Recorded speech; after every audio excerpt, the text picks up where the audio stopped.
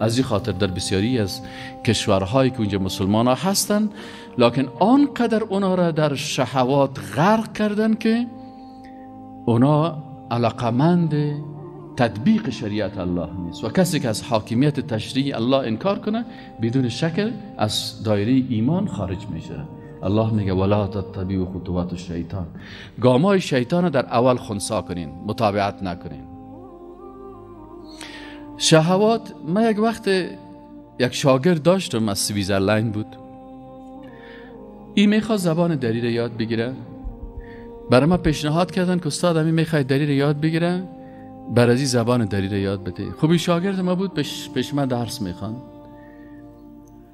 این شاگرد وقت همراه شیشتیم برای من گفت که استاد من یک چیز میخوایم براتون بگویم. گفتم بله. گفت ما عادت دارم که هر گپی که در دلم است صادقانه برات میگم و خودت هم هر گپی که در دلت است صادقانه برای ما بگو، دروغ در بین ما نباشه.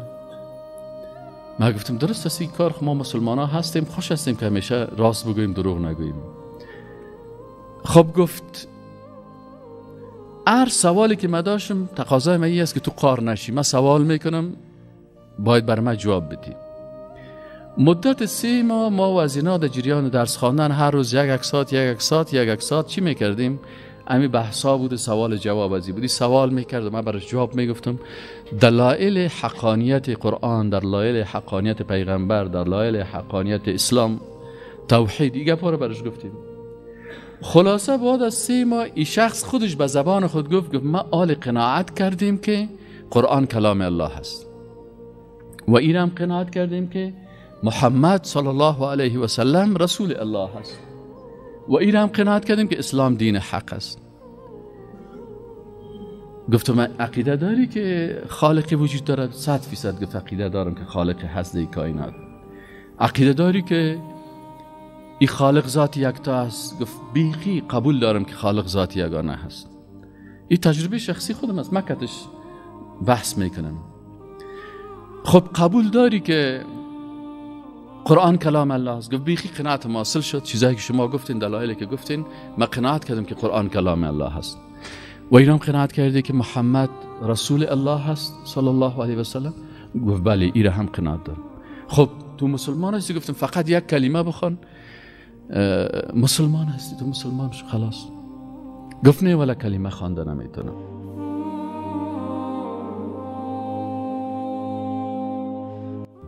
چرا؟ کل چیز قناعت داری، کلمه بخوان. خب من گفتم ببین 3 ماه پیش یک تعهد کرده بودی و تعهد تویی بود که من هیچ وقت دروغ نمیگم. مدام این 3 ماه کدام دروغ از من شنیدی؟ گفت نه. کدت غلطی کردم؟ نه.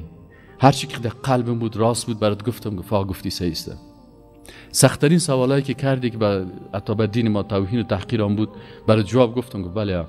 خیلی چرا حال خود تعهد کردی و حال حق نمیگی؟ حال راست بگو.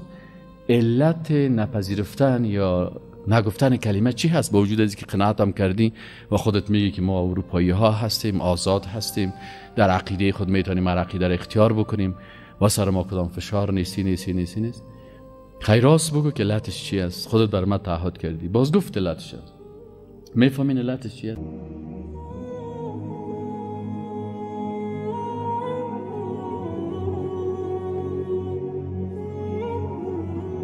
میفهمین علتش چی است؟ علتش آفرین شهوت است. ای چی گفت؟ گفت که استاد ما در اروپا، در غرب، گفت از سن 6 سالگی به شهوت رانی غرق هستیم. از سن 6 سالگی گفت ما که در مکتب میریم، از اونمون وقتی که در صنف 6 مکتب هستیم که این مسائل جنسی رو برای ما یا پیش میکنن، مطرح میکنن. وقتی که نوجوان میشیم زنا، شراب، فیلمای خراب، یعنی مثل یک پودری واره. گفت من هستم یک کسی که مثلا معتاد شده به هیروئین. گفت ما به اینمی چیزا معتاد شدیم، ما را معتاد ساختن. حالا اگر ما بخوایم یک مسلمان خوب و واقعی شوم که شراب نخورم، زنا نکنم، فیلمای خراب سیل نکنم، دایی شهواتی که غرق قسمیار الابتم، گفت فیلا دادن نمیتونم. چرا؟ بیخی برم عادت شدم. و اگر بخوایم تو مسلمان دروغی باشیم که در زبان مسلمان این قسم نمیخوایم دروغگویی باشیم. از این خاطر گفت نمیتونم که کلمه طیبه را قبول بکنم. ولا تتبعوا خطوات الشیطان، این گامای شیطان است. حتی ملت خود امی قسم غرق کردن، جوانای خود امی قسم غرق کردن. امی جوانای ما که بسیاریشان میرن برای زنا امکانات چی را میده؟ پول مفت، چند وقت، 1 ماه 2 ماه 3 ماه پول مفت. در جریان پول مفت اینترنت مفت رایگان، در جریان اینترنت رایگان شراب فراوان، در جریان از امکانات زنا و گناه بسیار زیاد و بیکار و تمام روز. و اونا میفهمن که این بچه جوانه وقتی که چند تا جوانه در یک اتاق پرتی و کل از اینا را برشان اینترنت هم فری بگذاری و کل وسایل فحشا را هم بر از اینا امکانات بیتی، صحیح نه؟ و تو اینترنت باشه که همین دکبت وقت فیلم را چالان کنه و کلشان مفت برشان باشه. بناهن ای جوان بعد از 3 ماه 4 ماه غرق میشه در شهوات، نماز میمانه، روزه میمانه، عبادات میمانه. اما جوانی که از اینجا مسلمان دیندار رفته، اونجا ببینی سوالایی از پیشت میکنه که میفهمی که حتی در وجود خالق متعال شک داره. ما خب با میدیا سر و کار داریم، با جهان سر و کار داریم، سوالا میشه و میفهمیم که اینمی جوان 2 سال پیش خوی سوالا رو نداشت، امروز چرا این سوالا رو میکنه؟ معلوم میشه که باز کسای دیگه هستن، شیطانای هست که در شهوت و در گناه و در زنا و در شراب خوری و دیگه پاخ مبتلاش کرده. آل آخرین خطوهش چی هست؟ که کافر هم بسازه. باز به نام ما اتیست هستیم، شما مسلمان هستین، شما مسلمان ها خالق پذیرفتین به خاطر که پدرتان براتان گفته، لکن شما دلیل ندارین. چرا دلیل ندارین؟ چون ای جوان هیچ وقت درسای عقیده را از اول تا به آخر مرور نکرده که بیای بحثای دلایل وجود الله متعال در عقل، دلایل وجود الله متعال در ساینس، دلایل وجود الله متعال در فطرت انسان، دلایل وجود الله متعال در قرآن، دلایل وجود انسان نزد علما، کل ازیره ما برای جوانا گفتیم، لکن چون نخوانده ای است. پس الله متعال میگه ولا تتبعوا خطوات الشیطان، شما چی نکنین؟ از گام های شیطان پیروی نکنین. اما روزی که شیطان سر تو کامیاب شد و تو را از درس دین مانع شد، صحیح نه؟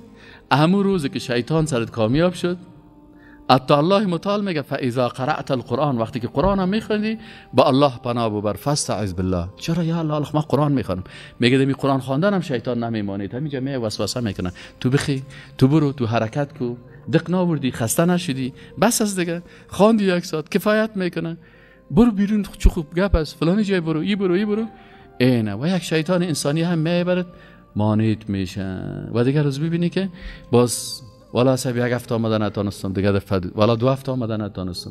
این چی هست؟ وقتی که شیطان مانی درس قرآن شد، بفهم که در گام اول شیطان سرت کامیاب شده.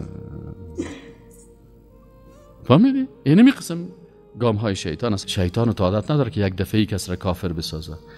آستاستا از صغایر باز کبایر باز بعد از او متاساسا در شرک و در کفر دیگه پا مبتلا میکنه.